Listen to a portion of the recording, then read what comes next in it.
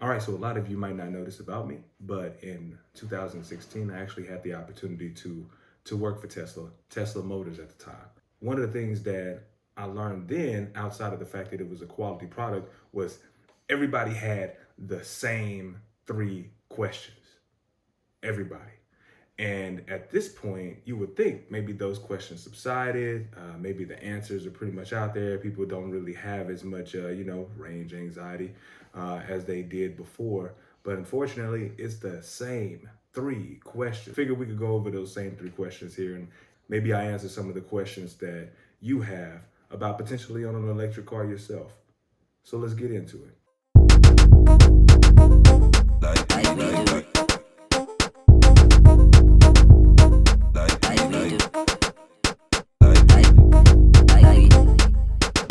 All right, so the first question is, how far does the car go? Different cars, different models have a different amount of range. My car, the Tesla long range Model Y, it's advertised at 326 miles on a full charge. I tell you, I've never gotten 326. I probably get more along the lines of 280, 290 when it's fully charged if I'm taking a long road trip. And typically I'll charge it to about 80%. So here at the house, when I do plug it in, I draw the limit at 80% of the battery. Average, depending on the weather, of course, I think I probably get somewhere between 230 and 250. And it's not a bad thing, right? We know it's just like your battery on your phone. The more you charge it to 100%, the more beat down it gets. But if you pay attention to how you're charging it and how often you're charging it to the percentage that you do, it gives it a little longer life. On average, you're looking at between 250 and 300 miles on any of the cars that Tesla provides today. Question number two is, how do I charge on long road trips? The answer to that question is simple.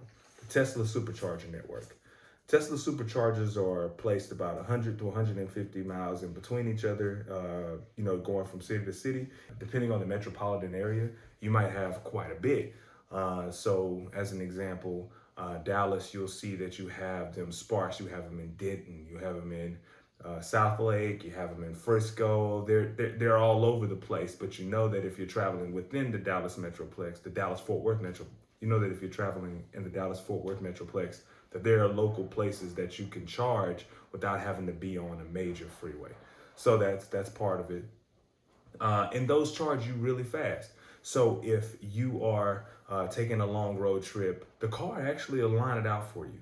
If you are driving from here to, let's say, Atlanta, Georgia, you will see that there's a path that the car lays. It tells you how far you're gonna go till you get to the next supercharger, how long you're gonna charge at that supercharger, and then get back on the road. The car calculates all this for you. I know that a lot of the newer electric vehicles are doing the same thing, more specifically using Google Maps and where the EVgo and Electrify America and Blink and all the other electric vehicle charging stations are located. But Tesla is the original, the proprietor of the supercharger, so you see exactly where they are along your path and how long you have to charge. And depending on which type it is, it might be 10 minutes, it might be 30 minutes. You're never sitting at a location that is in the middle of nowhere.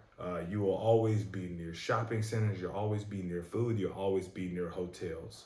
And then also, speaking of hotels, so let's say I don't need to supercharge between here and Dallas. I don't. I can drive from here to Dallas on a full charge and be totally fine. But when I get to the hotel in Dallas, boom, I plug up and overnight I'll have a full charge. Those are your Tesla destination charges. Oh, and the third one, just a little bit less common, is how often do you charge weekly? And the truth is I charge probably once or twice a week, depending on how often I'm driving. Average about 200 and 250 miles over the course of 4 or 5 days. So by Thursday afternoon or Thursday evening when I get home, I am plugging up the charge. The question that follows that is, how much does it cost you to charge? Well, that's a good question. On my electricity, so on average, I see about $5 to $6 each time I fully charge the car. When I used the Tesla superchargers over the trip that we took to Dallas here, they charged me $2 at each stop. So on average, if I'm sitting about 10 or 15 minutes, it's about $2.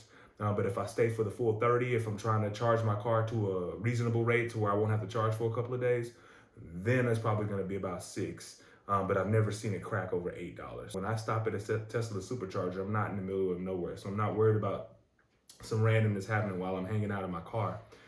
Plus, Tesla gives you plenty to do inside of the car if you want to hang out for a little while. I started playing with Netflix the other day, and my wife was like, Are you about to watch a movie here?" And the truth is we could have. Now, I like TV a little bit more than she does, but the truth is if I wanted to sit there and watch a favorite show on Netflix or pull up Hulu or someone's Twitch channel, I could have done it from right there inside the car and just hung out. So those are the 3 main questions I get with the Tesla. Again, I didn't want to take too much of your time today. I thank you all for giving me your time. I know it's only a few minutes each week, but to be honest, I know you could be doing anything else, but you're here with me, a Jay-Z line if you didn't know. So I appreciate you. I thank you very much for all of the followers, for all the subscribers, for anyone that is liking or commenting on these videos. Tell you, I thank you so much. I greatly appreciate it.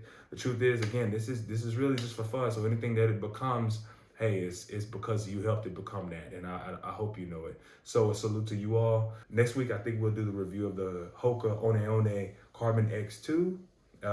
And I think that if you're a runner, you might want to hear what I got to say about those. Again, thank you all for watching, and y'all have a great week, and I'll see you next time.